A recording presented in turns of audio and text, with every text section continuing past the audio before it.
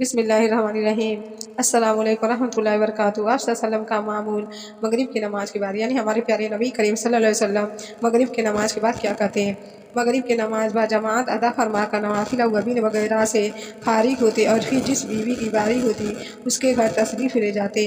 اکثر تمام ازواج مطہرات بھی اس گھر میں جمع ہو جاتی اور پھر مدینہ کی عورتیں بھی اکثر وہیں جمع ہو جاتی، اس لیے کہ اس وقت آپ صلی اللہ علیہ وسلم عورتوں کو دینی مسائل کی تعلیم فرماتے۔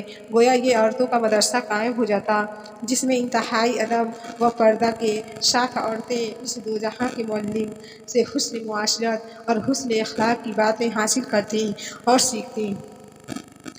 اللہ کے رسول عورتوں کو علم، دین اور تہذیب اسلامی سے محروم و آشنا نہیں رکھنا چاہتے تھے، اس لیے کہ عورتوں کی گودیں ہی بچوں کی اولین درسگاہ ہوتی ہیں۔ اسی وقت عورتیں اپنے مقدمات پیش کرتی، آپ صلی اللہ علیہ وسلم ان کا فیصلہ فرماتے، وہ اپنی پریشانیاں، مجبوریاں، شکایتیں بیان کرتی، آپ صلی اللہ علیہ وسلم ان کو حل فرماتے۔